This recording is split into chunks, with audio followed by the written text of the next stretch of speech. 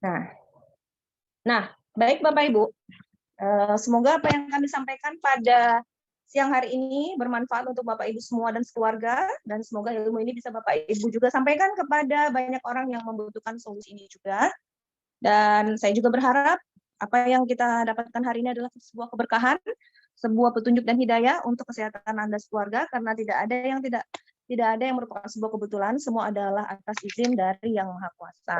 Nah, jadi pertemuan kita pada siang hari ini juga adalah izin Yang Maha Kuasa, sehingga merupakan hal yang baik sekali jika Bapak Ibu benar-benar sungguh-sungguh dalam mengikuti acara ini. Insya Allah semoga ilmu bermanfaat ini menjadi keberkahan dan berlipat ganda di bulan suci Ramadan. Amin ya rabbal alamin. Baik Bapak Ibu, tidak berlama-lama kita langsung masuk ke topik, dan saya bagi acara ini menjadi dua bagian besar. Yang pertama adalah saya akan jelaskan dulu manfaat propolis. Saya akan jelaskan dulu tentang kesehatan lambung, yaitu terutama perbedaan antara penyakit GERD, gastritis, dan tukak lambung. Nah, jadi mungkin sebagian besar belum paham apa sih beda antara ketiga penyakit ini. Sama-sama masalah keluhan di lambung, tetapi berbeda dari segi penyebab. Dan saya juga akan menjelaskan di babak dua, sesi kedua ya Bapak Ibu ya. Nah, jadi bukan pertandingan, jadi babak.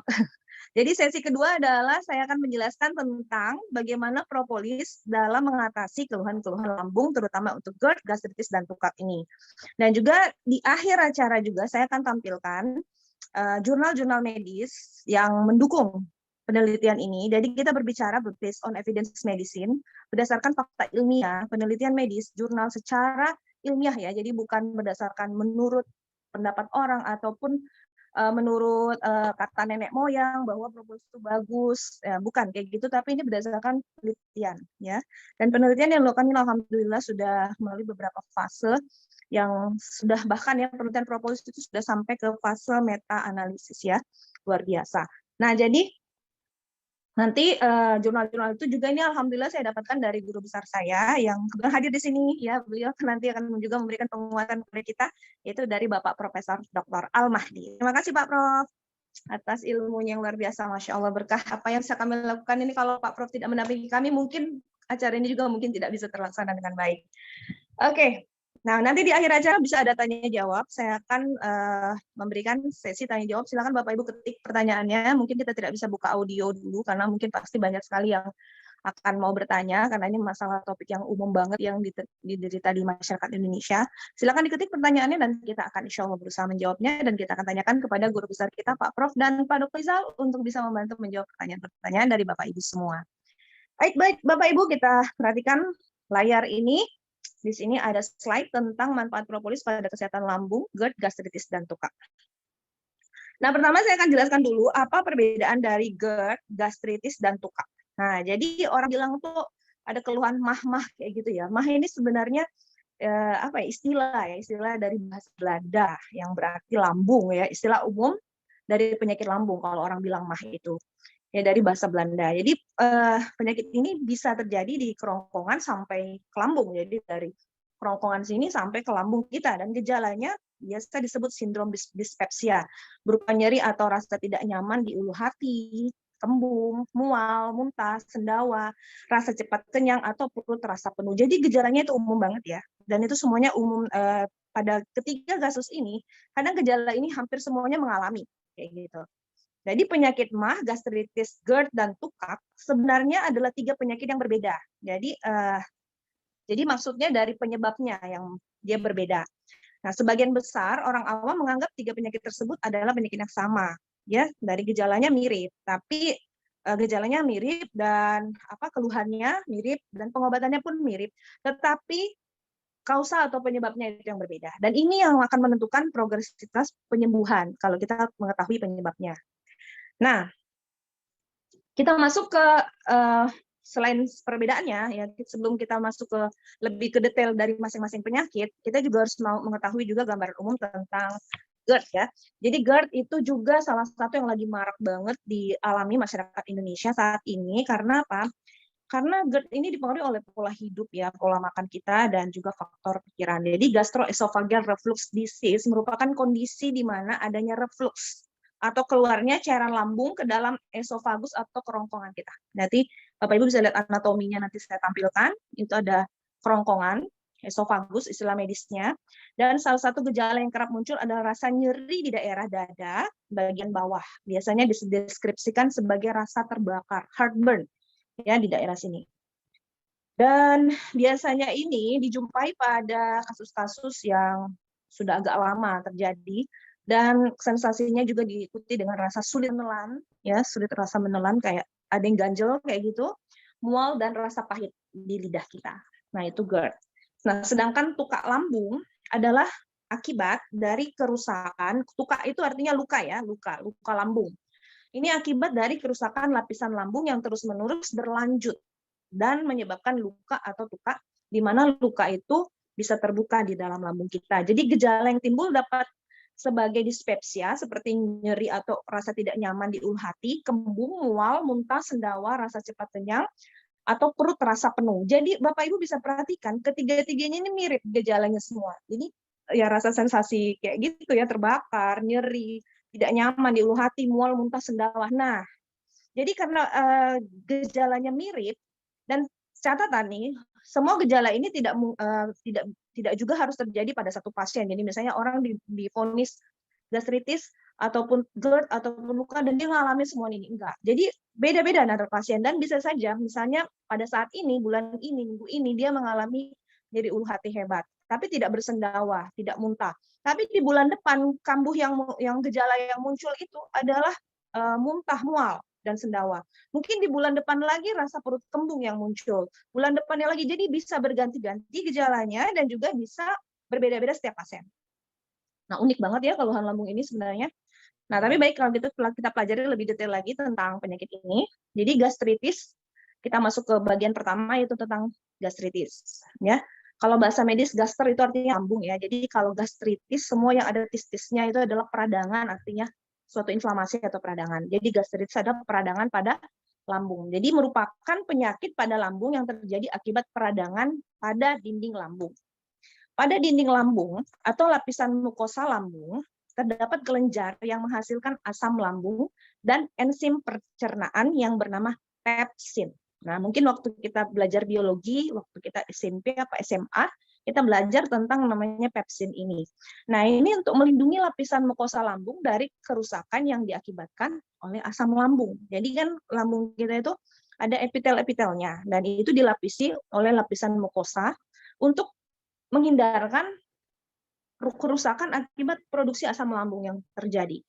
Nah, kan asam lambung itu bisa meningkat produksinya disebabkan oleh beberapa faktor. Misalnya karena makanan, bisa juga pikiran, kecapean, kelelahan, atau hal-hal lain yang bisa menyebabkan asam lambung itu naik. Jadi ada dinding pelapisnya namanya mukosa epitel lambung.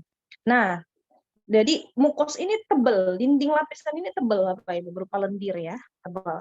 Tapi kalau dia rusak, maka dinding lambung akan rentan mengalami peradangan. Nah, Bapak Ibu bisa lihat di layar, itu ada gambar dinding lambung yang normal dan dinding lambung yang mengalami gastritis atau infeksi peradangan. Nah, kita lihat sekarang dulu. Gastritis itu adalah penyakit peradangan pada lambung ya. Kita bagi dua jenis. Yang pertama adalah yang bersifat akut dan yang kedua yang bersifat kronis. Nah, gastritis akut maksudnya itu apa? Akut tuh maksudnya tiba-tiba terjadi gitu loh. Gastritis akut peradangan pada lapisan dinding lambung yang terjadi secara tiba-tiba. Jadi bedanya kronis dan akut itu adalah, jadi kalau istilah di masyarakat awam, akut itu dikatakan sebagai sesuatu yang berat sekali, terjadinya seketika dan kayak gitulah ya istilah akut tanda petik. Tapi sebenarnya akut dalam dunia medis itu adalah faktor yang penyakit yang baru terjadi barusan atau tiba-tiba muncul. Dan bukan jangka lama, bukan proses yang sudah lama berlangsung.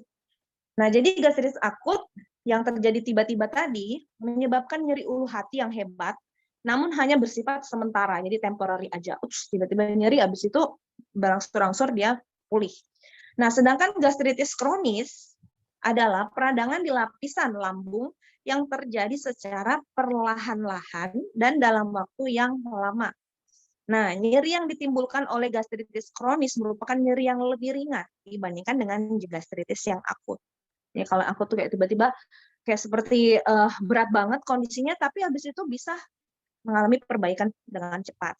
Tapi kronis itu dikit-dikit, tapi ya itu, malah nanti di kemudian hari yang akan jadi parah gitu ya. Jadi nyerinya lebih ringan. Nah, jika terjadi dalam waktu yang lama, munculnya sering, nah inilah yang akan kita khawatirkan.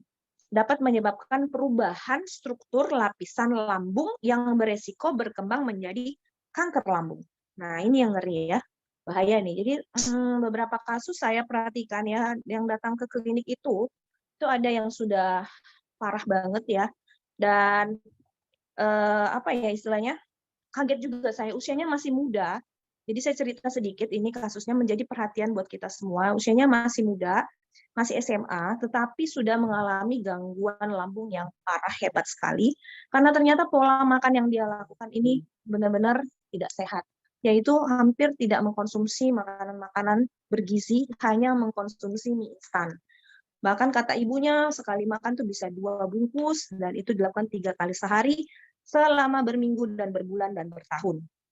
Apa yang terjadi? Lambungnya mengalami kerusakan, ususnya pun mengalami kerusakan, sehingga terpaksa harus mengalami kolonostomi karena adanya kanker. Kayak gitu. Nah, ini yang kita ngeri kan, karena jadi kerusakan ini yang berlangsung terus-menerus akhirnya menyebabkan kanker. Dan kalau sudah terjadi kanker, ya kayak kolonostomi tadi, usus besarnya dipotong untuk dibuang kankernya, dan belum bisa disambung sebelum terpulih, dan akhirnya dipasang usus besar tersebut ke dinding perut kita untuk mengeluarkan feses lewat dinding perut. Jadi ada kantong yang menampung feses atau tinja di dinding perut. Nah, itu jangan sampai ke sana ya, nauzubillah zalik. Nah, jadi sepele sebenarnya di awal, tetapi kalau dibiarkan terus-menerus bertahun-tahun, ya itu kan berbahaya juga. Jadi harus dia lakukan segera penanganan secepat mungkin agar tidak berkelanjutan.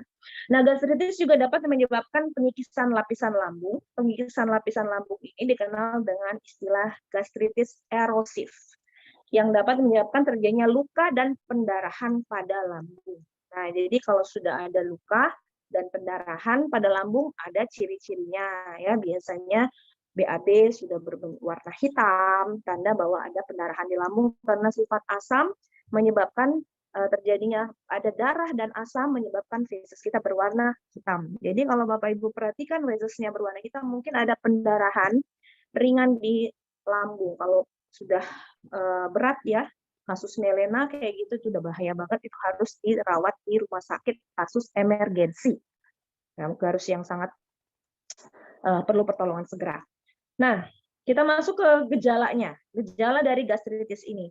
Nah, gejala gastritis ini yang saya bilang tadi itu agaknya umum dirasakan oleh keluhan-keluhan di lambung untuk beberapa penyakit lambung. Nah, kita lihat nyeri yang terasa panas dan pedih di perut bagian ulu hati, ya. Jadi posisi lambung itu di sini, Bapak Ibu ya. Kalau nanti kita lihat gambar anatomi itu berada di sebelah atas, sebelah kiri. Nah, jadi agak dekat-dekat ke jantung kayak gitu. Jadi kadang-kadang keluhannya itu seperti orang sakit jantung. Tapi dia berbeda ya. Nah, nanti saya jelaskan apa perbedaan antara keluhan lambung, terutama keluhan yang sifatnya seperti GERD tadi, dengan penyakit serangan jantung. Nah, ini yang sering sekali pasien, ini catatan karena banyak sekali kasus ini ditemui, pasien merasa dia seakan-akan memiliki penyakit yang sangat berat, yaitu seperti mengalami serangan jantung, penyakit jantung, sehingga dia harus memeriksakan ke dokter jantung, melakukan pemeriksaan-pemeriksaan itu, dan juga makin khawatir karena biasanya dokter mengatakan, oh ini tidak apa-apa, ini bukan jantung, dia nggak percaya, dia pergi lagi ke dokter lain, minta pendapat lain. Akhirnya dia semakin stres. Nah, dengan tingkat stres yang tinggi makin membuat penyakitnya bertambah parah. Jadi mari kita pelajari apa sih bedanya supaya kita tidak bertambah panik dan tidak stres untuk menghadapi penyakit lambung ini. Ya, jadi nyeri yang terasa panas dan perih di perut bagian ulu hati dan nyerinya kembung, perutnya terasa kembung, ada cekukan, kemudian mual, muntah, kemudian adanya hilang nafsu makan, cepat merasa kenyang saat makan, buang air besar dengan tinja berwarna hitam, erosif ya, kalau sudah erosif tadi ada terkikis lapisan lambung, sudah mulai ada yang tinja berwarna hitam tadi. Dan juga muntahnya bisa muntah darah apabila terjadi erosif tadi. Nah, jadi kalau sudah parah seperti itu. Nah, catatan, gejala bisa berbeda-beda setiap pasien dan bisa bergantian munculnya seperti yang saya katakan tadi, bahwa bisa saja yang kali ini yang dirasakan cuma mual aja. ya, tapi nanti bulan depan terasa perutnya kembung, lebih dominan kembungnya. Atau nanti bulan depannya terasa nyerinya yang lebih dominan. Jadi bisa berganti-gantian munculnya dan bisa setiap pasien berbeda. Nah, beberapa penyakit mirip gejalanya ya. Jadi Bapak Ibu bisa bedakan antara penyakit lambung dengan beberapa penyakit lain, yaitu antara lain penyakit kronisis, batu empedu, keracunan makanan. Jadi itu mirip-mirip dengan keluhan lambung, tapi berarti kita harus melakukan pemeriksaan lebih lanjut ya. Untuk membedakan gastritis dengan penyakit-penyakit lain, tentu harus dilakukan pemeriksaan-pemeriksaan dilakukan di rumah sakit atau di dokter, pemeriksaan laboratorium USG ataupun juga pemeriksaan radiologi lainnya dan pemeriksaan darah lainnya. Maka diagnosa harus ditegakkan dengan benar.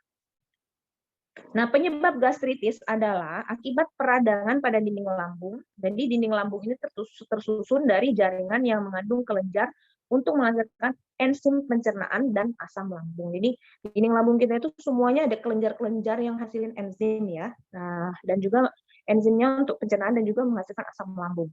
Nah, selain itu dinding lambung juga dapat menghasilkan lendir atau mukus yang tebal untuk melindungi lapisan mukosa lambung dari kerusakan akibat enzim pencernaan dan asam lambung. Nah, rusaknya mukus pelindung ini dapat menyebabkan peradangan pada mukosa lambung. Jadi, penyebabnya yang paling sering muncul adalah karena infeksi bakteri, yaitu bakteri Helicobacter pylori. Helicobacter pylori ini adalah bakteri yang paling sering menyebabkan rusaknya mukosa pelindung dinding lambung kita.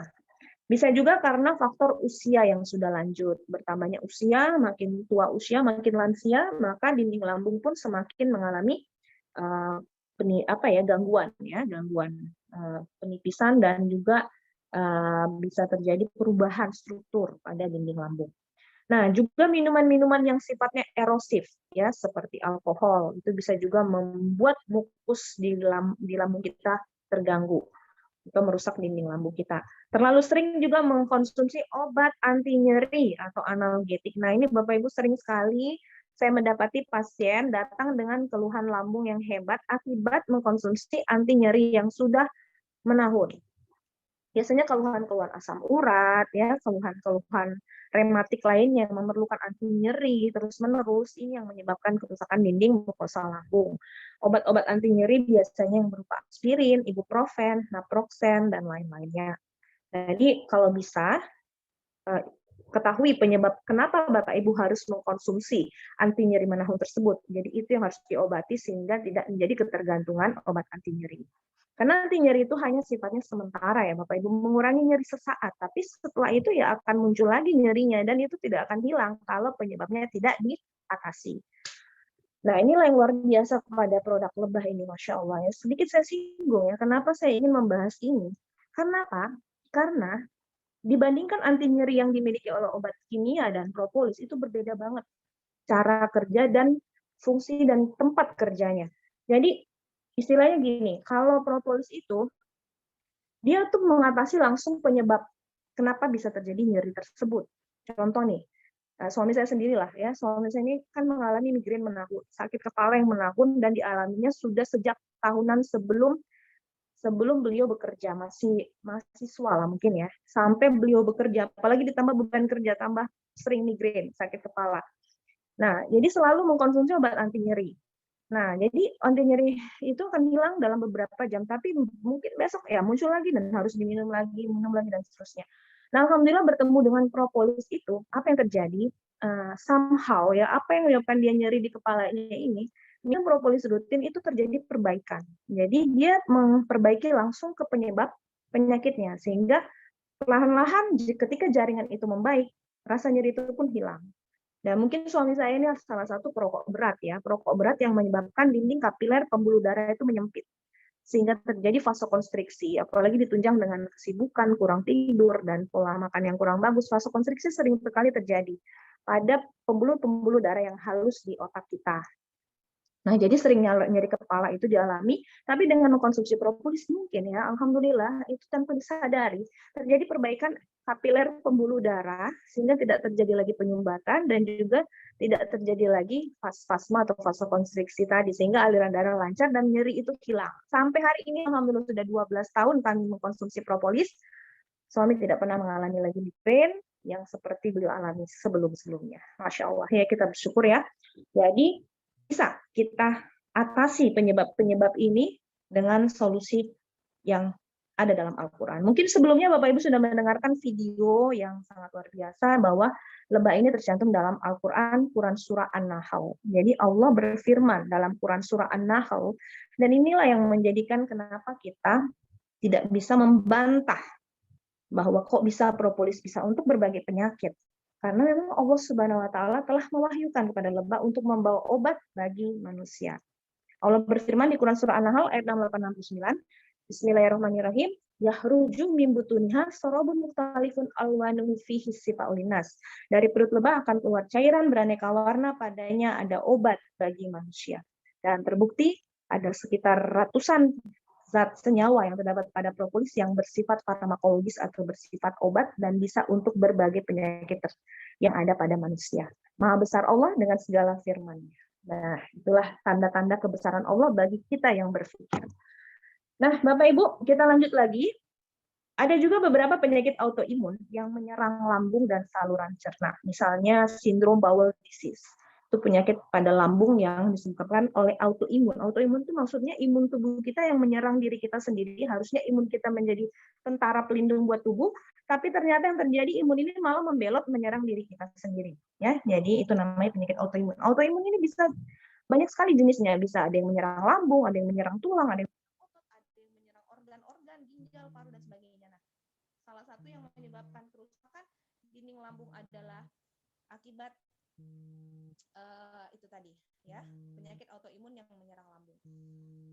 Nah, ada juga penyebab lainnya, yaitu adalah Crohn disease. Ya, ini kalau bedanya tadi gastritis dengan penyakit Crohn, ya Crohn ini juga ke lambung sih gangguannya, ya, tapi dari kerongkongan sampai usus besar itu bisa saja terjadi Crohn ini. Ya, tapi ini penyebabnya biasanya genetika dan juga ada gangguan imun dan juga faktor lingkungan. Nah, virus juga. Oh, suaranya hilang ya? Gimana sekarang suaranya? Sudah muncul lagi? Maaf kalau suaranya ada gangguan sedikit, ini ada telepon yang masuk tadi. Bagaimana? Pak Prof, suaranya sudah ada? Jelas terdengar Bapak Ibu? Maaf. Masih hilang dari Pak Hakim, Pak Jok, Pak Rahmia, suaranya? Oh, sudah jelas. Oke, terima kasih ya. Kalau ada telepon masuk seperti itu, Bapak Ibu langsung terputus dia. Baik, kita lanjut lagi. Jadi, yang bisa menyebabkan juga gangguan lambung, yaitu adalah gangguan dari virus. Ya, virus itu bisa menyebabkan kerusakan mukosa lambung juga. Rokok, nah ini juga nih. Jadi Bapak Ibu kalau ada keluhan mah kronis, ya biasanya tanyakan dulu apakah memang pola rokoknya yang juga terlalu ekstrim rokoknya. Parasit juga bisa melukai dinding lambung, refluks dari empedu, gagal ginjal pun bisa berpengaruh ke epitel mukosa lambung dan ke mukusnya. Kemudian kokain, narkoba, zat korosif seperti racun-racun anti hama juga bisa membuat lambung kita mengalami kerusakan dinding seperti itu. Nah, bagaimana cara mendiagnosa gastritis ini? Jadi dokter akan bertanya dulu mengenai gejala yang Bapak Ibu alami, lama dideritanya, bagaimana pola hidup Bapak Ibu, dan kondisi kesehatan umum Bapak Ibu. Nah, jadi akan ada anamnesa dulu, tanya jawab dengan pasien. Nah, setelah itu dokter akan melakukan tindakan lebih lanjut. Jika belum bisa menegakkan diagnosa, tentu akan dilakukan beberapa tes. Misalnya tes infeksi Helicobacter pylori, bisa melalui sampel darah yang diambil, sampel tinja, dan juga melalui pernapasan urea. Breath test, urea test, ya. Jadi bisa dari pernafasan dinilai adanya bakteri tersebut. Nah, bisa juga dilakukan namanya endoskopi gastroskopi, yaitu memasukkan selang khusus yang ada kamera di ujungnya yang kecil ya, untuk bisa melihat bagaimana kondisi saluran cerna kita, lambung kita. Dan jika perlu juga dilakukan biopsi pada saat melakukan gastroskopi tadi, diambil sedikit sampel jaringannya untuk diperiksa di laboratorium. Nah, ada juga pemeriksaan yang bisa dilakukan dengan foto ronsen. Jadi foto ronsennya ini sebelumnya disuruh menelan dulu cairan barium. Barium ini adalah untuk membedakan gambaran yang akan tampak di foto ronsen. Jadi kalau tidak ada cairan itu agak sulit mendeteksi adanya perlukaan pada organ tubuh kita. Nah, jadi cairan barium ini ditelan dulu sebelum ronsen, nanti akan kelihatan luka-luka yang terjadi di dinding lambung kita, dinding epitel mukosa lambung. Nah, bagaimana mengobatinya? Jadi pengobatan gastritis ini yang pertama tentu kita memberikan obat-obatan, ya biasanya yang paling umum yaitu golongan antasida yang biasa di pasaran ya seperti Magasida, Dexanta, dan obat-obat lain lagi di pasaran ya yang bisa dibeli bebas di apotek. Nah ini biasanya antasida ini kan sifatnya itu menetralisir asam lambung. Jadi kalau kita minum obat-obat antasida itu akan langsung reda nyerinya karena dia langsung menetralkan asam lambung. Contohnya adalah aluminium hidroksida dan magnesium hidroksida yang ada pada brand-brand obat yang ada di apotek-apotek yang bisa dibeli bebas. Nah, penghambat histamin 2 atau H2 blocker. Jadi juga ada obat jenis H2 blocker yang sifatnya ini berbeda dengan antasida tadi. Kalau antasida tadi menetralkan asam lambung, kalau H2 blocker ini akan menurunkan produksi asam lambung. Contohnya adalah ranitidin, semitidin, dan famotidin. Tapi kemarin ranitidin ditarik ya dari pasaran ya, karena katanya bisa memicu kanker. Ya, yaitu walau-walam kita dengar-dengar kabarnya seperti itu jadi agak khawatir juga. Tapi ini adalah golongan dari H2 blocker yang menurunkan asam lambung kita. Produksi asam lambung akan dikurangi. Nah, ada jenis golongan ketiga juga, yaitu penghambat pompa proton, proton pump inhibitor atau PPI, ya, proton pump inhibitor. Jadi dia akan menurunkan produksi asam lambung, tetapi dengan cara dan mekanisme yang berbeda dengan H2 blocker tadi. Jadi kan H2 blocker tadi, penghambat histamin 2 tadi juga menurunkan asam lambung. Tapi yang penghambat proton pump inhibitor ini juga menurunkan asam lambung, tapi cara kerjanya berbeda. Nah, contohnya adalah golongan-golongan omeprazol dan lansoprazol yang mungkin Bapak Ibu sering dengar ataupun sering melihat resep itu yang diberikan oleh dokter. Nah, juga akan diberikan obat-obatan sejenis antibiotik untuk mengatasi yang namanya bakteri Helicobacter pylori. Ya, contohnya ya golongan amoxicillin, tetrasiklin, metronidazol, dan lain-lain. Nah, bisa juga diberikan obat anti diare jika ada keluhan diare pada kasus gastritisnya. Nah, tentunya pengobatan gastritis juga lebih kita perbaiki kepada perbaikan pola hidup. Ya, dengan makan yang teratur, sedikit-sedikit tapi sering. Kenapa? Jadi kalau kita makannya sekaligus banyak, tapi jarang, misalnya cuma makan sekali aja di siang hari, paginya nggak makan, sarapan nggak, malam juga enggak, cuma siang doang makannya banyak, itu pun sekali makan banyak banget. Nah, itu kan mengganggu kinerja lambung kita. Akan membuat lambung itu akan kosong lebih lama, menyebabkan asam lambung terproduksi lebih banyak, dan potensi luka pada dinding lambung akan lebih besar. Jadi yang paling baik adalah makannya teratur, pagi, siang, malam itu makan secara rutin 3 kali sehari. Tapi jangan jumlahnya juga berlebihan. Jadi makan secukupnya sesuai dengan sunnah Nabi ya. Makanlah sebelum lapar dan berhenti makan sebelum kekenyangan. Itu yang sangat baik. Dan bantulah dengan adanya makanan tambahan yang porsinya lebih kecil di sela-sela makan besar tadi.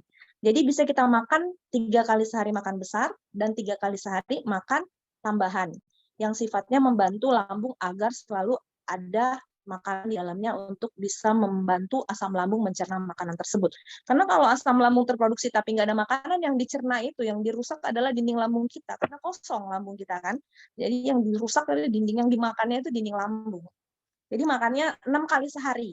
Jadi pagi sarapan, makan misalnya jam 7, nanti jam-jam 10 makan ringan, ya makan snack-snack kayak crackers atau apa, kudapan ya yang sifatnya membantu lambung, terus nanti siang makan besar, nanti jam-jam 3 makan lagi, makan kecil, nanti malam jam 7 makan besar lagi, dan makan ringan itu bisa dilakukan di sela-sela makan besar tadi. Tapi catatan jangan makan pas mau tidur, karena itu akan juga mengganggu sphincter lambung kita. Jadi itu sangat dilarang ya makan sebelum tidur. Usahakan makan paling lambat 3 jam atau paling tidak 2 jam sebelum kita tidur. Makan yang terakhir sebelum tidur ya. Jadi makannya teratur tapi sedikit-sedikit.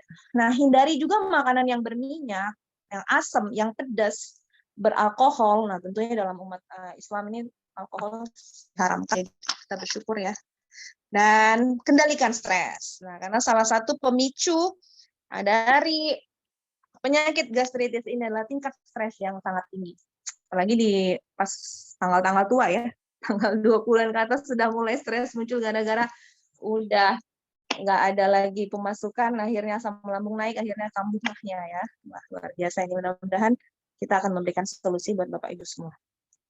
Nah, itulah tadi gambaran mengenai gastritis. Nah, sekarang apa itu GERD? Nah, ini GERD ini sekarang paling sering kita dengar nih, dan ini lagi banyak pembahasannya ya. Jadi GERD itu adalah gastroesophageal reflux disease. Gastroesophageal reflux disease atau penyakit asam lambung yang disebabkan oleh, nah ini penyebabnya ini yang berbeda nih, melemahnya katup atau sphincter yang terletak di kerongkongan bagian bawah. Jadi kerongkongan itu kan panjang nih, panjang ya, mulai dari batas antara mulut kita yang bagian belakang sampai ke lambung, itu kerongkongan namanya.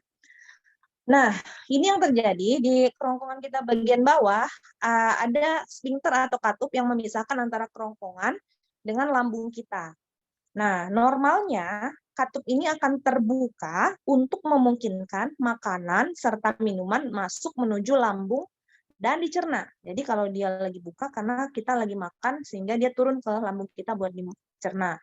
Nah, setelah makanan atau minuman masuk ke lambung, katup ini akan tertutup kencang guna mencegah isi lambung kembali naik ke kerongkongan. Nah, inilah Masya Allah dalam Islam juga diajarkan, kita bersyukur bahwa makan dan minum itu dianjurkan untuk duduk, ya, duduk dengan mengucapkan doa tentunya pada saat mau makan dan minum. Karena pada saat kita duduk, itu katup akan bekerja dengan baik. Jadi tidak akan mengganggu makan proses menelannya makanan. Ya, jadi kadang kalau kita makan sambil berdiri itu akan mengganggu sphincter kita. Nah, pada penderita GERD, katup ini mengalami kelemahan. Jadi dia melemah fungsinya sehingga tidak dapat menutup dengan baik. Nah, hal ini mengakibatkan isi lambung yang berisi makanan dan asam lambungnya itu juga sendiri naik dia ke kerongkongan.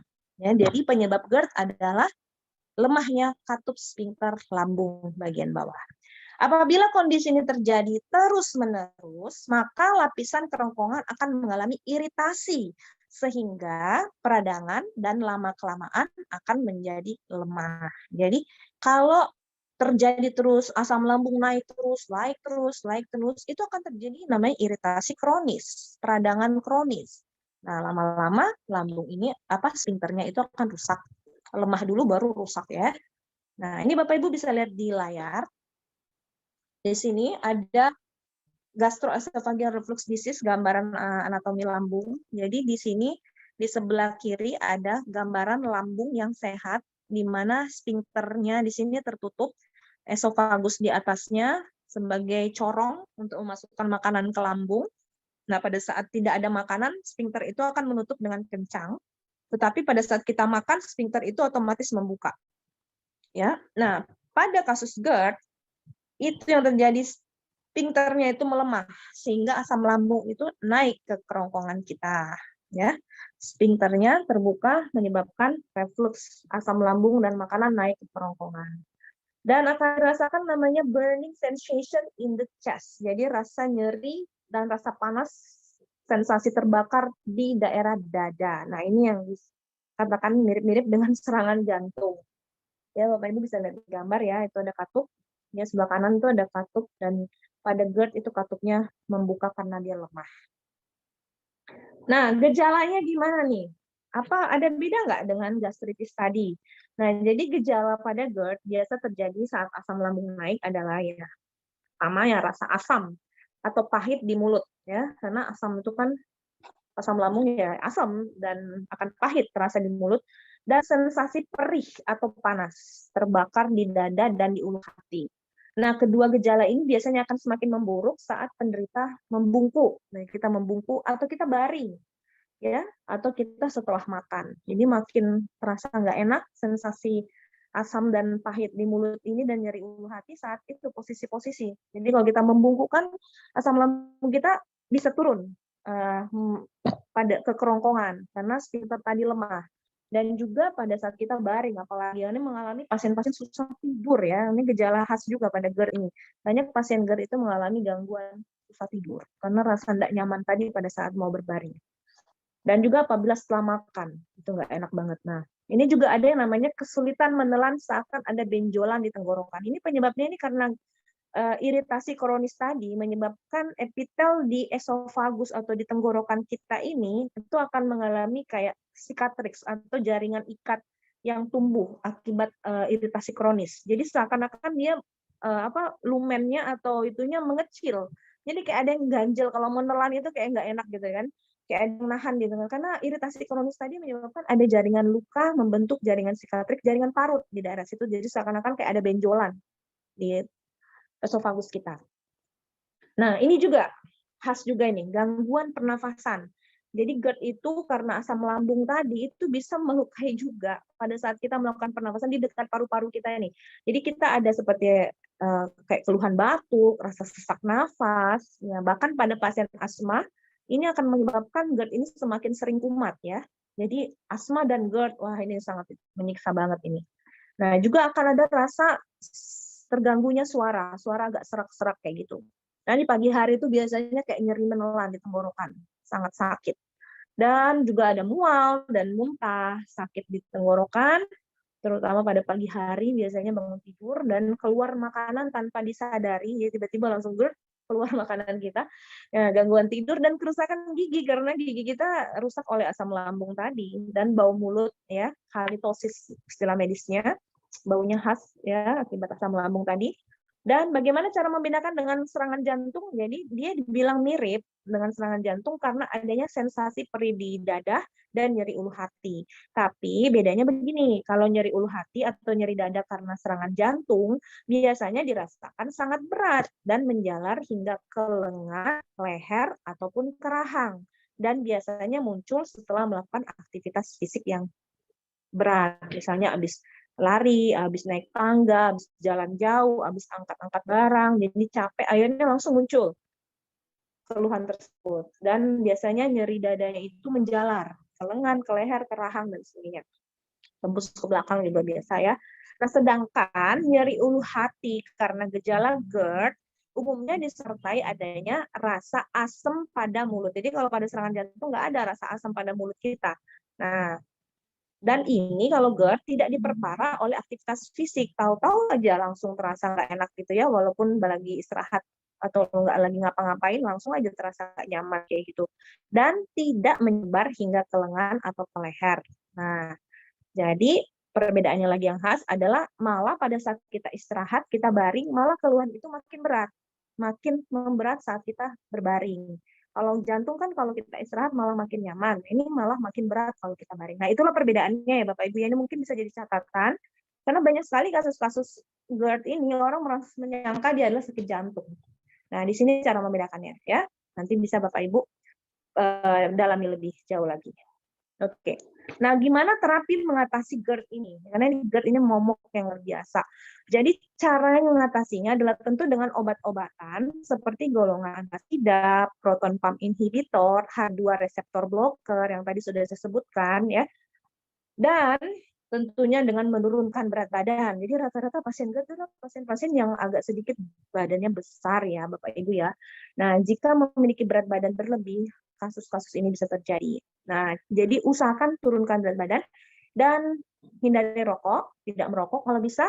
Dan pada saat kita tidur, tinggikan kepala kita saat kita mau tidur tadi, sehingga asam lambungnya tidak langsung turun ke kerongkongan, ke tenggorokan tadi. Dan juga tidak berbaring atau tidur setidaknya dalam waktu 2 jam hingga 3 jam setelah makan. Jadi hindari langsung habis makan langsung tidur. Nah, ini nih banyak-banyak yang lagi habis sahur, makan kenyang di sahur langsung tidur. Nah, ini nggak boleh nih. Jadi ya benar dalam agama kita juga dianjurkan habis sahur ya kita duduk tafakur nunggu sholat subuh, habis itu kita zikir, kita mengaji, kita sampai waktunya duha. Jadi supaya membantu lambung kita untuk bisa mencerna makanan dulu dan menghindarkan penyakit GERD. Oke, dan juga menghindari makanan-makanan yang bisa dan minuman yang bisa memicu asam lambung naik seperti alkohol, susu, makanan yang pedas, berlemak, coklat. Oh, ini yang paling enak nih, coklat. Mint, kopi. Ini banyak juga ini orang yang kecanduan kopi ya. Yang enak sih kopi, tapi jangan juga berlebihan ya. Dan makanan yang digoreng, goreng-gorengan sangat nikmat, apalagi berbuka puasa pakai gorengan, dan saus tomat. Coba dikurangi semua makanan-makanan ini agar bisa membantu kesembuhan kita. Dan tidak mengenakan pakaian yang terlalu ketat, karena itu akan menambah rasa sesak yang luar biasa.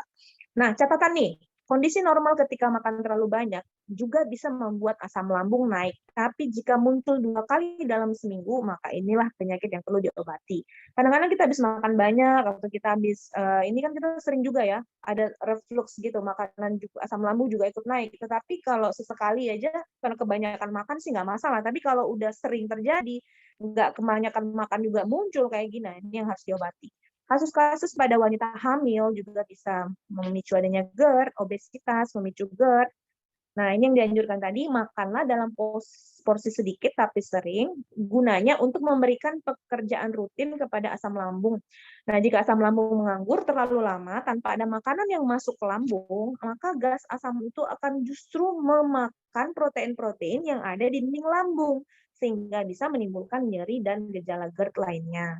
Dan makanlah dengan tidak terburu-buru, dan punya makanan sampai lumat, jadi halusin di gigi kita ini, kita gigit dengan baik, punya sampai lumat. Kemudian hindari minum air selama makan, terlalu banyak minum selama makan berlangsung ya. Maksudnya gini, kalau kita makan terus minum air banyak, itu akan membuat perut kita akan kembung dan asam lambung langsung bergejolak. Nah, sebaiknya minum air putihnya terus selesai makan. Seperti itu.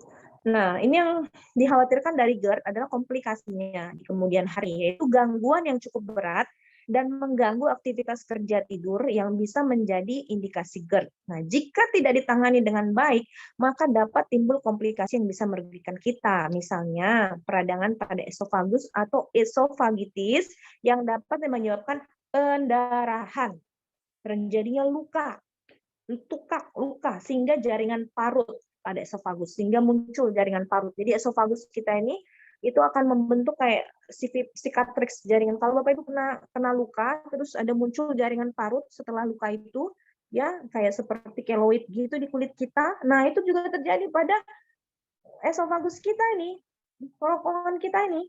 Ya, jadi apa namanya? Akan terasa nggak enak ketika menelan.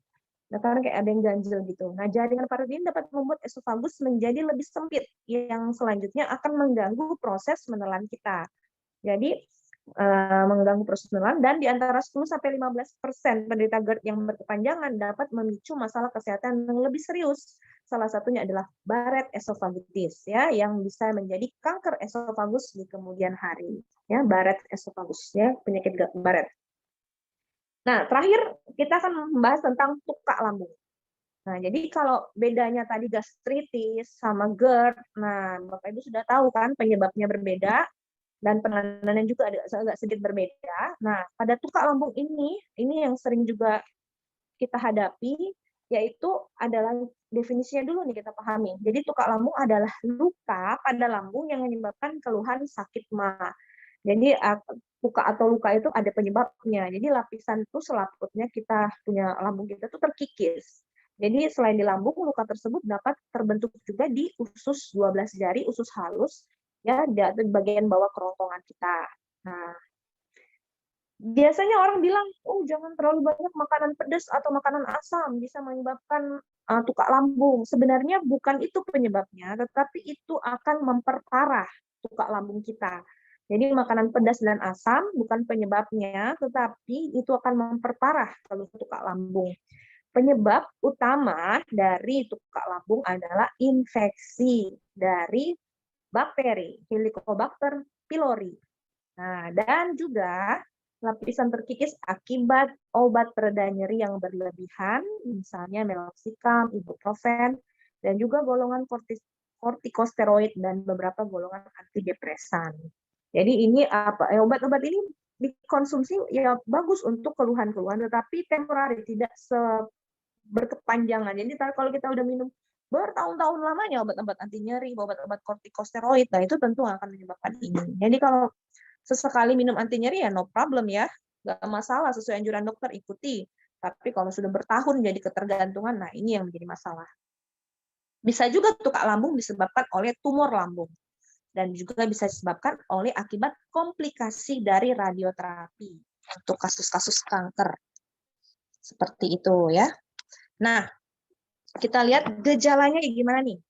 Nah, gejalanya ya biasanya gejalanya yang umum tadi ya, seperti mual, muntah, perut kembung, sering bersendawa, dada terasa seperti terbakar, hilang nafsu makan atau mudah kenyang, berat badan turun, sulit menarik nafas, lemes, jadi gejalanya umum.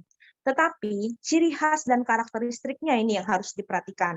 Jadi bedanya dengan GERD dan tadi gastritis adalah ciri khas pada tukak lambung. Apa gejala ciri khas pada tukak lambung? Yaitu yang pertama berlangsung dalam hitungan menit hingga jam. Jadi beberapa menit hingga jam. Kemudian hilang timbul selama beberapa hari, minggu, atau bulan. Dan memburuk di antara waktu makan saat malam hari atau pagi-pagi sekali. Dan makannya makin parah ketika perutnya kosong atau tidak terisi makanan. Dan reda bila perut diisi makanan atau setelah minum obat sakit mah. Tetapi kemudian akan muncul kembali. Nah, ini gejala yang karakteristik dari tukak lambung. Dan ada kasus-kasus tukak lambung yang memerlukan tolongan segera atau emergensi. Ya, segeralah waktu IGD bila muncul tanda-tanda bahaya, yaitu seperti perut terasa keras dan sakit bila ditekan. Tekan ini sakit ya. Nyeri di perut terasa parah dan munculnya tiba-tiba. Dan kemudian BAB berwarna hitam atau muntah seperti warna kopi. Muncul gejala syok seperti pandangan gelap dan keringat dingin. Muntah seperti warna kopi, BAB berwarna hitam seperti aspal, merupakan tanda pendarahan yang memerlukan pertolongan dan penanganan segera di rumah sakit. Jadi Bapak Ibu jangan disepelekan sakit tukak lambung ini karena bisa terjadi gawat darurat yang berbahaya ya. Bahkan orang bisa sampai anemi, kekurangan Hb di darah kita akibat pendarahan yang dari lambung tadi tanpa disadari ya, anemi. Nah, diagnosanya ditegakkan dengan cara pemeriksaan fisis dulu oleh dokter. Dokter akan mendengarkan dulu, mungkin di awal akan melakukan pemeriksaan dengan menggunakan stetoskop untuk mendengar suara yang ada di lambung kita dan melakukan palpasi atau penekanan di daerah sekitar lambung di mana nyeri tekan itu muncul. Jadi bisa dilokalisir, oh ternyata lukanya berada di sini kayak gitu. Nah, juga kalau seandainya sudah penyakitnya agak lebih berat lagi, tentu dokter akan menganjurkan untuk melakukan endoskopi gastroskopi ya, yaitu memasukkan selang khusus yang ada kamera di ujungnya dan jika perlu diambil sampel atau jaringannya untuk diperiksa di laboratorium untuk mengetahui lanjut penyebab khususnya. Nah, bisa juga melakukan tes laboratorium, mencari bakteri Helicobacter pylori ini dengan melakukan misalnya urea blood test, yang pernafasan tes tadi, untuk mengetahui apakah ada bakteri Helicobacter pylori, bisa dilakukan dengan tes urea pernafasan tadi, dan juga bisa mengambil sampel di darah kita untuk memeriksa bakteri tadi, dan juga bisa mengambil sampel di feses atau di tinja kita untuk mendeteksi adanya bakteri Helicobacter pylori. Dan bisa juga dilakukan tadi ronsen dengan menelan cairan barium sebelumnya untuk melihat adanya perlukaan di daerah lambung tadi. Penanganannya, apa yang dilakukan oleh dokter, ya kalau sudah pendarahan dan penanganan darurat, maka dokter akan melakukan namanya endoskopi yang tapi disertai dengan menyuntikkan obat langsung ke luka. Jadi langsung disuntikan langsung ke lukanya, atau langsung melakukan penyumbatan luka dengan terapi panas. Ini tentu medis rumah sakit lah yang melakukan ini, dokter yang berkompeten melakukannya. Kemudian kalau memang dia Hb-nya rendah sekali, anemi, maka akan melakukan transfusi darah dan juga operasi jika ada lubang di lambung. Nah, kalau sudah lubang kayak gini, perforasi, waduh, ini harus operasi nih. Nggak bisa lagi ya. Jadi jangan tunggu sampai parah banget keluhan lambungnya baru mau berobat ya. Kalau bisa cegah sebelum parah. Jadi kalau udah ada tanda-tandanya segera berobat, dan insya Allah, slide berikut ini akan membuat Bapak Ibu semakin yakin untuk mengandalkan produk-produk lebah mengatasi penyakit pada lambung. GERD, gastritis, tukak lambung, insya Allah bisa menjadi ada solusinya ya.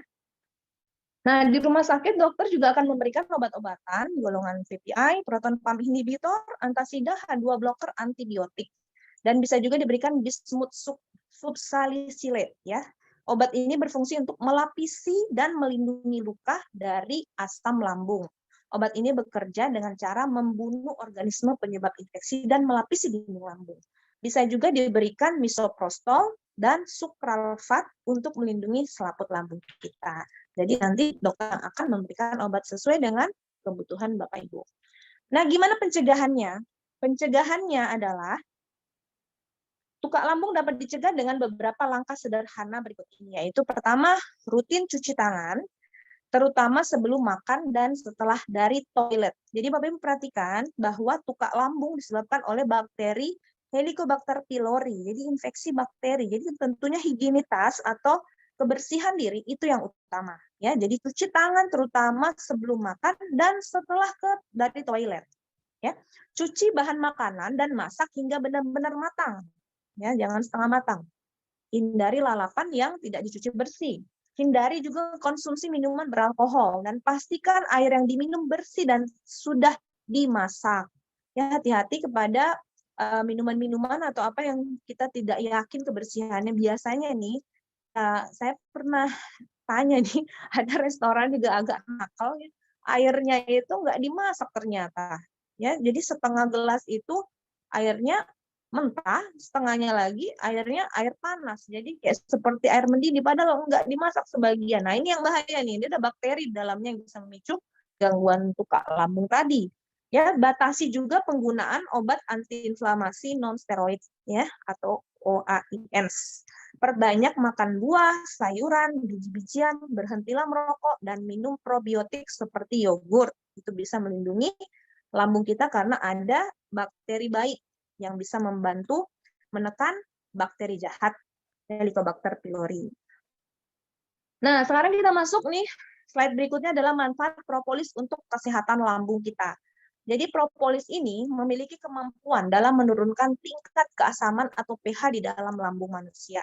Kemampuan ini tentu sangat baik untuk lambung karena jika tingkat keasaman lambung tersebut berkurang, maka lambung tidak akan terluka dan Anda pun tidak akan merasakan rasa nyeri di bagian lambung. Jadi fungsi utama yang paling kita syukuri adalah propolis mampu menurunkan kadar keasaman atau tingkat produksi asam lambung pada manusia. Nah, ini di Tempo ada kemarin disiarkan penelitian dan ini dipublis di tempo.co.id, tempo.co.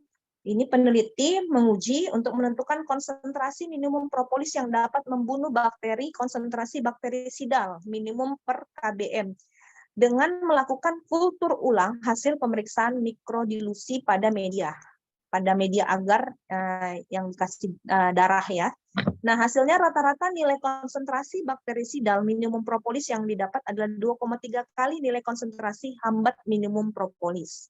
Dapat disimpulkan bahwa propolis memiliki efek sebagai pembunuh bakteri meskipun membutuhkan konsentrasi tinggi. Jadi, kalau bakterinya udah parah di lambung, dia tuh nggak bisa sedikit propolis, harus dengan jumlah yang besar untuk mematikan bakteri yang ada pada lambung kita, bakteri Helicobacter pylori. Nah, sebagai terapi adjuvan atau terapi tambahan, kombinasi antara propolis dan antibiotik standar, baik clarithromycin maupun metronidazole, ternyata menghasilkan efek aditif dalam membunuh beberapa jenis varian genetik bakteri Helicobacter pylori. Artinya, efek yang dihasilkan oleh kombinasi itu setara dengan penjumlahan efek masing-masing zat apabila dikombinasi terpisah. Nah, ini kan berita luar biasa nih. Jadi, antibiotik medis ditambah dengan propolis itu akan meningkatkan efek bisa mematikan bakteri jahat Helicobacter pylori tadi yang akan mengatasi penyakit-penyakit lambung, terutama tukak lambung tadi ya. Jadi, ini berita menggembira. Nah, dekan dari Fakultas Kedokteran UI, Dr. Ari Fahrial Syam menjadi Principal Investigator untuk Indonesia dalam studi ini berharap penelitian dapat membantu mengatasi masalah resistensi antibiotik dalam pengobatan pasien-pasien tukak lambung. Jadi jujur aja nih, udah banyak masyarakat kita ya, terutama di Indonesia ini yang resisten terhadap antibiotik. Jadi udah kebal bakteri itu terhadap antibiotik buatan manusia. Ya karena memang begitulah sifatnya ya. Bakteri itu selalu membentuk kinerja yang lebih kuat lagi melawan antibiotik yang dibuat oleh manusia. Akhirnya manusia harus membuat lagi antibiotik baru yang bisa mengalahkan bakteri-bakteri tersebut. Nah, tetapi propolis ini, Masya Allah, luar biasa ya. Dia adalah antibiotik alami yang non-resisten. Jadi tidak ada bakteri yang resisten terhadap propolis. Dia antibiotik yang luar biasa dan ini sudah ada sejak zaman dahulu kala sampai detik ini. Kenapa bisa tidak resisten? Karena insya Allah karena Allah berkehendak menjadi solusi untuk umat manusia. Apa yang ada dalam Al-Quran harus sesuai sampai akhir zaman. Jadi insya Allah bakteri zaman kemudian hari nanti juga akan bisa dikalahkan dengan propolis zaman kemudian hari nanti. Ya, Masya Allah, dan ini yang perlu kita syukuri. Nah, jadi menurut Dr. Ari Fahrial Sam tadi, bahwa spesialis, beliau adalah seorang dokter spesialis penyakit dalam ya, dan konsultan gastroenterohepatologi. Jadi beliau adalah dokter spesialis penyakit dalam internis, tapi merupakan konsultan. Jadi di atasnya lagi spesialis yang khusus mendalami untuk masalah saluran cerna, gastro, dan juga hepatologi atau hati, ya, hepar. Jadi menurut beliau, penelitian ini memang masih membutuhkan uji klinis lebih lanjut agar dapat mengetahui lebih pasti efektivitas ekstrak propolis terhadap kuman Helicobacter pylori, khususnya varian genetik yang resisten. Walaupun begitu, melalui penelitian ini kita dapat melihat potensi dari propolis sebagai pengobatan tukak lambung ke depannya apabila mengingat angka resistensi antibiotik standar untuk terapi Helicobacter pylori di negara kita tinggi, ujar beliau. Ya, jadi ini adalah solusi untuk mengatasi resistensi antibiotik yang terjadi di negara kita. Jadi merupakan hal yang luar biasa. Nah, ini di majalah dipublish juga oleh republika.co.id. Jadi oleh Dr. Redesi Susilawati, ya. Hasil penelitian dari Indonesia Wide Study of Helicobacter pylori menemukan bahwa propolis memiliki potensi sebagai pengobatan alternatif untuk tukak lambung yang disebabkan oleh infeksi Helicobacter pylori, dan propolis adalah getah campuran resin alami yang dibentuk oleh lebah madu dari berbagai substansi tanaman, air liur, dan lilin lebah. Hasil penelitian membuktikan bahwa semakin tinggi konsentrasi propolis yang digunakan, semakin luas diameter daerah bebas bakteri. Artinya semakin banyak bakteri yang dihambat pertumbuhannya. Jadi konsentrasi ini sangat penting ya Bapak Ibu ya. Nah, Bapak Ibu bisa lihat di layar, itu sebelah kanan itu ada beberapa kandungan yang terdapat pada propolis. Jadi beberapa senyawa propolis, itu ada ratusan sebenarnya senyawa propolis. Nah, tapi yang saya stabilo warna kuning ini adalah, ini buku dari Bapak Profesor Almadi, rangkuman dari beberapa jurnal-jurnal medis tentunya.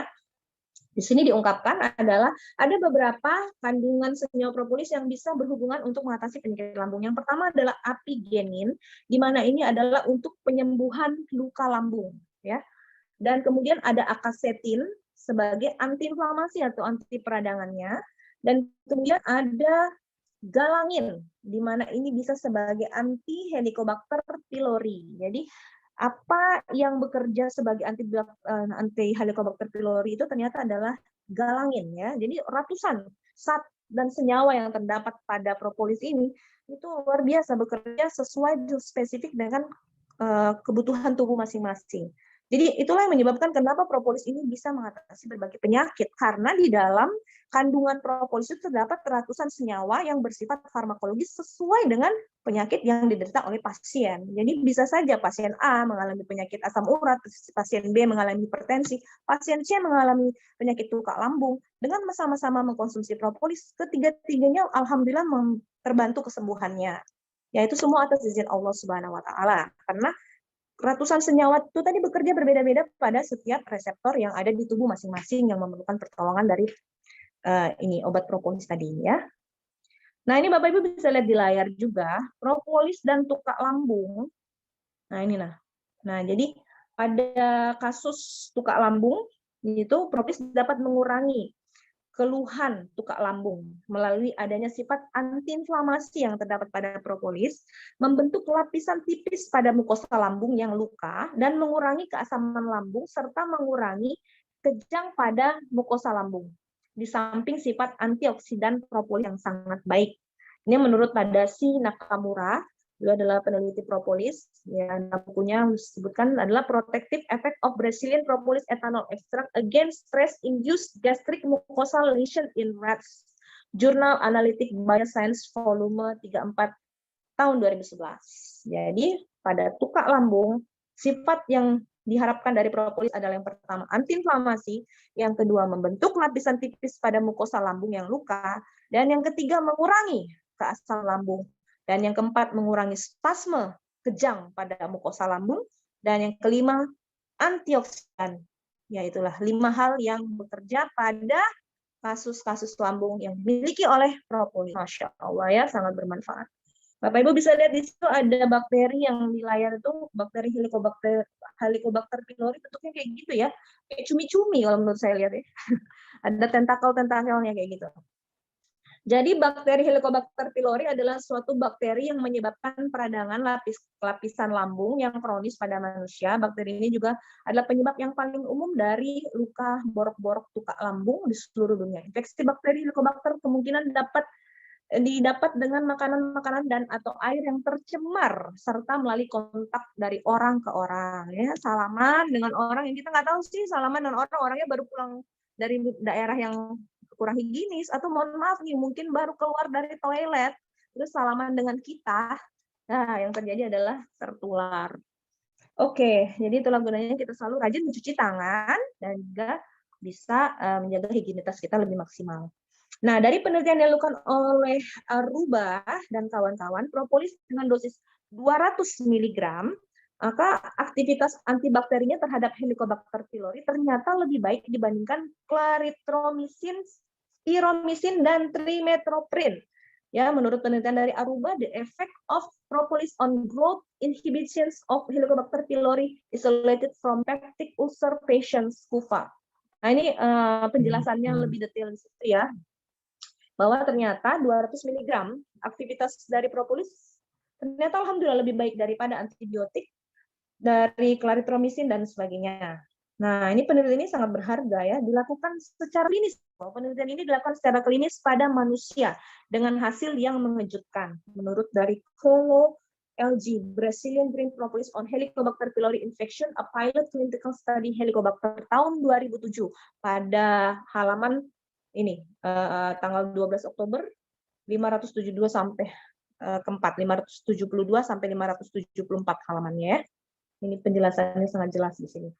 Oke, baik. Lanjut lagi, terakhir ini. Nah, di sini Bapak Ibu kesimpulan-kesimpulan apa saja zat-zat yang terdapat pada propolis yang dapat membantu pada penyakit lambung, baik itu gastritis, tukak lambung, ataupun pada GERD.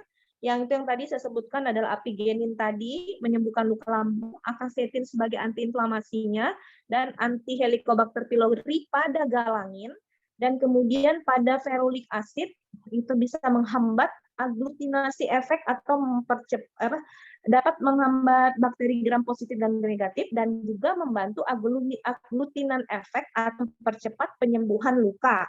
Jadi kan kalau tukak lambung ada luka lambung tuh. Nah, dengan ferulic acid yang ada pada propolis itu membantu penyembuhan luka dan juga membantu pembentukan kolagen dan elastin pada jaringan ikat fibrosis yang terjadi tadi pada pasien-pasien yang mengalami esofagitis akibat asam lambung yang kronik tadi masuk ke esofagus kita. Nah, dan juga ferulic acid ini membantu memudahkan propolis terserap di lambung kita.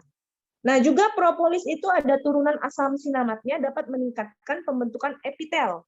Dan juga alhamdulillah adanya kafeik acid sebagai antivirus, karena ada beberapa kasus virus bisa melukai mukosa lambung, dan juga ada antiinflamasi yang dimiliki oleh kafeik acid, dan juga ada anestesi lokal sehingga mengurangi nyeri pada lambung, dan juga adanya antitumor yang dimiliki kafeik acid phenylethyl ester, yang biasanya juga tukak lambung disebabkan oleh tumor ya pada lambung, atau kanker pada lambung, Adanya juga metil kafeat yang sebagai antitumor, metil feruleat sebagai antitumor juga, ada diterpenoid on klerodan, antitumor dan antibakteri, dan juga ada volatil compound antiinflamasinya dan antimikrobialnya, dan asam amino yang terdapat pada arginin merangsang mitosis sel dan biosintesa protein, dan prolin untuk merangsang pembentukan kolagen dan elastin pada jaringan-jaringan tubuh kita. Nah, Bapak Ibu bayangkan kompleks sekali. Propolis ini manfaatnya untuk lambung. Nah, ini ada beberapa jurnal yang diberikan oleh Bapak Profesor Al-Mahdi, guru besar kita. Beliau memberikan, nah ini jurnalnya dalam bahasa Inggris ya, mungkin Bapak Ibu nanti yang berminat ya nanti saya share ya. Izin Pak Prof boleh nanti saya share kepada Bapak Ibu yang penasaran. Ini sangat luar biasa nih. Yang pertama, artikel jurnal medis dari Biochemical, ini dari Elsevier ya, ini salah satu jurnal medis yang internasional yang sangat juga kompeten ya. Biochemical dan Biophysical Research Communication membahas tentang kafein, acid phenylethyl ester, an active component of propolis inhibits Helicobacter pylori peptide deformylase activity. Jadi ada penelitian yang mengatakan bahwa zat yang terdapat pada propolis, yang zat aktif pada propolis itu dapat menghambat Helicobacter pylori di sini. Nah, di satunya lagi jurnal dari Hindawi, salah satu jurnal internasional kompeten yang membahas tentang propolis and its potential to treat gastrointestinal disorder ya. Jadi di sini dibahas, nanti Bapak Ibu silakan ini mungkin dibahas karena bahasa Inggris ya. Nah, tapi ada yang saya garis-garis bawahi. Nah, ini salah satunya ini tentang GERD ya. Ternyata reflux disease. Jadi propolis juga bisa membantu pada pasien GERD, gastroesophageal reflux disease. Jadi GERD is a mucosal infection caused by contents of abnormal gastric reflux into the esophageal and even the lung. Symptoms of GERD include heartburn, inflammation, and acid regurgitation. Jadi consumptions ya, produk-produk leba, it's a condition of coating of esophagus and stomach lining, thus preventing the upward flow of food and gastric juice, and stimulate the tissue on the sphincter to assist their regrowth and finally reduce the chance of acid reflux. Jadi tugasnya adalah untuk menstimulus ya jaringan sphincter yang terjadi akibat kasus-kasus GERD yang lemah sphincternya. Dan pada kasus-kasus lain juga banyak sekali jurnal medis yang Bapak Ibu bisa lihat. Ini karena keterbatasan waktu, mungkin kita tidak bisa membahas semua jurnal yang ada, karena ada beberapa jurnal lagi yang Pak Prof ada berikan ke kami sebelum-sebelumnya. Nah, tapi karena waktu, karena sudah di Palembang sudah masuk waktu sholat asar, maka mungkin cukup sampai di sini dulu pembicaraan kita tentang bagaimana manfaat propolis terhadap kesehatan lambung, terutama untuk penyakit GERD, gastritis, dan tukak lambung. Dan silakan bagi ada yang mau bertanya, silakan ketik di kolom chat. Namun apabila waktu tidak memungkinkan, nanti bisa japri saja ke saya. Nomor WA saya ada di Instagram. Silakan Bapak Ibu lihat di Instagram, Dr_Kurniati pakai IY _Gani. Dan Anda bisa DM ke saya pertanyaan-pertanyaan dan insya Allah coba saya akan bantu jawab.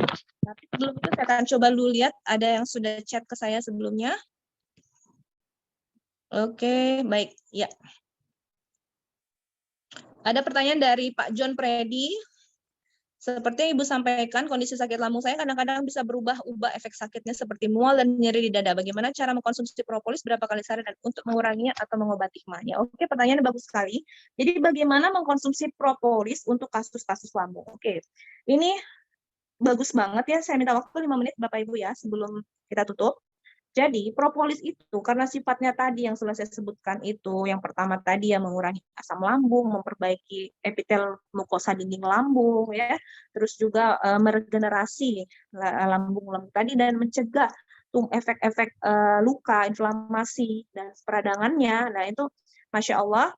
Jadi kita menggunakan propolis itu bagusnya usahakan mengikuti dosis anjuran medis ya. Kalau anjuran medisnya kan ada dosis yang mungkin Pak Prof nanti juga bisa bantu kita untuk menjelaskan. Di situ ada dosis propolis adalah 100 mg sampai 300 mg per kilogram berat badan. Jadi semakin berat kondisi penyakit harus semakin banyak dosis propolis yang dikonsumsi. Apalagi penelitian tadi sudah diungkapkan bahwa semakin tinggi tingkat konsentrat propolis yang dikonsumsi, maka semakin bagus efek mematikan bakteri yang ada pada lambung kita. Atau dengan semakin tingginya konsentrasi, maka semakin kuat lagi efek propolis dalam menstimulus atau membantu regenerasi dari epitel mukosa lambung. Jadi tentu jelas dosis itu berpengaruh.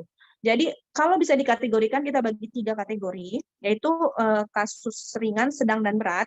Jadi antara ketiga penyakit tadi, GERD, gastritis, dan tukak, kita bagi 3 aja. Jadi kasus yang gastritis ringan, atau GERD ringan, atau tukak ringan, pakailah dosis 100 mg per kilogram berat badan. Atau kurang lebih sekitar 30 tetes propolis 3 kali sehari. Dalam air 1/4 gelas. Airnya boleh air hangat kuku, air biasa, boleh ya. Dan itu usahakan diminum sebelum Anda makan. Jadi kira-kira setengah jam atau 1 jam sebelum Anda makan, dalam keadaan perut kosong, minumlah propolis supaya membantu penyerapannya lebih optimal dan membantu melapisi dinding lambung Anda yang luka. Sehingga ketika Anda minum, rasa nyaman itu ada, sehingga membuat Anda lebih nyaman ketika mau makan. Ya. Jadi kalau kasus ringan, 30 tetes 3 kali sehari. Kalau kasus sedang, naikkan dosisnya kurang lebih 60 tetes. Ini dosis paling kecil sebenarnya, karena kalau sesuai dengan jurnal medis, sebenarnya dosis itu harus lebih besar lagi dari itu. Tetapi alhamdulillah produk yang dimiliki oleh, khususnya ini produk yang kami konsumsi sudah lebih dari 12 tahun adalah Melia Sehat Sejahtera, Melia Propolis, itu konsentratnya juga alhamdulillah dengan dosis segitu aja udah efeknya bagus, maka kita nggak perlu pakai dosis yang setinggi itu, udah lumayan hasilnya ya. Jadi untuk kasus sedang, gunakanlah 60 tetes propolis, minumnya 3 kali sehari, jadi 60 pagi, 60 siang, 60 malam. Dan untuk mengukur sampai 60 tetes itu mungkin kalau ngitung satu-satu tetesannya lama baru ada ya. Jadi gunakanlah ukuran takaran pipet. 1 kali kita pencet kemasan propolis itu kan ada pipetnya ya. 1 kali pencet itu naik 1 cc, itu besarnya 20, banyaknya adalah 20 tetes. Jadi kalau kita butuh 60 tetes berarti 3 pencet pipet. Atau ukuran sendok makan mungkin setengah sendok makan kurang lebih ya, 3 kali sehari sebelum makan. Nah, kalau kasusnya berat, ya seperti tukak lambung yang sudah ada muntah darah, BAB hitam, feses hitam, mohon maaf, itu dosisnya minimal tuh 120 tetes atau 1 sendok makan 3 kali sehari. Itu dosis terendah untuk kasus berat. Bisa ditingkatkan sesuai dengan kebutuhan. Misalnya kita butuh lebih banyak lagi dari itu, ya silakan ditambah dosisnya, karena alhamdulillah propolis itu aman ya, dan penelitian membuktikan sampai 750 gram propolis dikonsumsi itu pun masih aman ya, hampir 1 kilogram propolis diminum itu alhamdulillah masih aman ya, Masya Allah. Nah seperti itu ya Bapak. Bapak siapa tadi pertanyaannya? Terima kasih pertanyaannya, mungkin mewakili teman-teman yang lain. Nanti akan ada lagi diskusi lagi lanjut, mungkin karena waktu kita akan harus sholat asar, di Palembang juga sudah masuk, mungkin di kota lain juga sudah masuk. Dan untuk itu kita sudahi dulu pertemuan kita pada hari ini. Pak Prof, terima kasih atas waktunya. Oke, mungkin saya minta tolong Pak Prof, mungkin penutup bisa menyampaikan sedikit penguatan buat kita, Bapak Prof, mungkin sepatah kata, 2 patah kata. Kami persilakan kepada Bapak Profesor Al-Mahdi, beliau adalah guru besar kami semua. Beliau akan menyampaikan beberapa hal penguatan untuk kita semua. Dipersilakan. Silakan Pak Prof. Baik, terima kasih Bu Dokter, menarik sekali apa yang Ibu Dokter sampaikan. Dari sana memang perlu kita lihat bahwa ada 8 macam obat yang perlu untuk menangani penyakit-penyakit yang Ibu Dokter sampaikan tadi, dan semuanya itu terdapat pada Melia Propolis. Ya, jadi dengan 1 macam propolis, dia sudah dapat mewakili 8 macam obat yang digunakan untuk penanganan penyakit yang tadi gastritis tadi ya. Nah, termasuk GERD itu kan dasarnya pola hidup ya, dari style kita. Tadi sudah disampaikan bahwa banyak makanan yang dapat menyebabkan. Kenapa propolis juga bisa menyebabkan? Karena itu pada prinsipnya kan terjadi semacam pelemahan ya. Nah, pelemahan saja pada otot sphincter tadi, sphincter. Nah, pelemahan itu disebabkan oleh inflamasi. Nah, antiinflamasi juga dijumpai pada propolis. Jadi, luar biasa. Jadi memang sangat komplit dan oke saja semua. Nah, satu hal yang perlu tadi ketika penyakit GERD, teh juga tidak boleh diminum, ya. ART. Jadi kalau mau berbuka, dia biasa mengalami GERD tadi, ART juga tidak minum, tidak boleh diminum karena itu adalah kelompok-kelompok santin namanya, santin, XAETIN. Di kelompok santin itu teh, coklat, kopi, ya, minum-minuman yang apa namanya, Coca-Cola tersebut, itu tidak boleh juga karena dia juga dapat merangsang reflux. Nah, kemudian menarik sekali Bu Dokter, apa yang disampaikan, memang propolis itu memang luar biasa sekali. Kemudian pylori, mungkin seluruh dunia memang orang kewalahan mengusir pylori. Kenapa? Karena H. pylori tersebut dia mengeluarkan urea, maka untuk mengujinya itu perlu tes urea. Ya, jadi dia mengencing, ya, dia kencing seperti mengeluarkan urea. Akibatnya apa? Lambung yang asam lalu dikasih urea menjadi netral. Nah, maka apapun antibiotika akan kewalahan karena antibiotika itu sifatnya asam atau basa. Nah, sementara tempat pylori ada, dia menjadi netral. Maka antibiotika akan susah bekerja di sana. Nah, propolis adalah yang bekerja di sana. Maka kombinasi propolis dengan antibiotika untuk menghantam pylori tadi memang satu-satunya kajian yang luar biasa. Ya, tanpa antibiotika, insya Allah propolis saja akan dapat bumi hanguskan H. pylori yang bersifat netral tadi. Makanya H. pylori tadi memang diuji dengan pernapasan. Ya, sampai dengan corona yang pakai pernapasan sekarang itu disebut dengan volatile organic compound, senyawa-senyawa organik yang mudah menguap dari pernapasan, dari jantung, segala macam. Orang juga dapat menentukan kanker dari pernapasan sekarang. Nah, sama dengan minum alkohol kan, ke bau makan jengkol, ke bau jengkolnya kan begitu aja. Itu senyawa-senyawa organik yang mudah menguap. Saya rasa demikian saja ya Bu Dokter. Menarik sekali, Masya luar Allah. biasa. Terima kasih. Terima kasih banyak Bapak Profesor Dr. Al-Mahdi yang sangat kami banggakan, kami hormati atas ilmunya yang luar biasa. Ini merupakan sebuah anugerah karena bisa semakin menguatkan kita untuk bisa terbebas dari keluhan-keluhan berbagai penyakit atas izin Allah, ikhtiar kita karena didukung oleh adanya di Al-Qur'an dan juga penelitian ilmiah yang juga mendukung apa yang dikatakan di Al-Qur'an tadi. Itu yang membuat kami kuat Pak Prof, karena banyak orang yang mungkin belum yakin mungkin dengan khasiat propolis, tapi dengan dukungan penelitian ilmiah dan ada di Al-Qur'an tadi, maka alhamdulillah keyakinan itu makin kuat dan keraguan semuanya bisa dihapuskan ya. Terima kasih Pak Prof atas ilmunya, luar biasa ya. Itu yang tadi Pak Prof sampaikan, 8 obat-obat untuk lambung ternyata semua ada pada propolis, Masya Allah ya. Nah, itu kita bersyukur sekali. Itulah sebabnya kenapa saya pun mengalami ya gangguan lambung, tapi alhamdulillah sampai sekarang sedang nggak ada lagi keluhan dan juga banyak sekali pasien-pasien kita udah terbebas. Oke, baik, terima kasih Bapak Ibu, terima kasih Pak Prof, terima kasih juga di sini ada Pak Dr. Rizal. Mungkin nanti minggu depan mungkin Pak Dr. Rizal kita akan bahas tema lain lagi dan minta tolong Pak Prof dan Pak Dr. Rizal juga untuk memberikan dukungan melalui penelitian-penelitian beliau. Nah, dan mungkin minggu depan topik yang lebih menarik lagi akan menunggu Bapak Ibu semua, insya Allah di waktu dan jam sama dan link yang sama ya. Semoga bermanfaat. Saya mohon maaf apabila ada kesalahan kata dan saya juga mengucapkan selamat menunaikan ibadah bulan suci Ramadan, ibadah puasa buat Bapak Ibu semua. Salam hormat saya untuk Anda dan keluarga. Terima kasih. Assalamualaikum warahmatullahi wabarakatuh. Waalaikumsalam warahmatullahi wabarakatuh. Oke, saya buka unmute ya Pak Prof ya. Mungkin ada yang saling sapa ya. Ya, terima kasih Bu Dokter, terima kasih Dokter Rizal.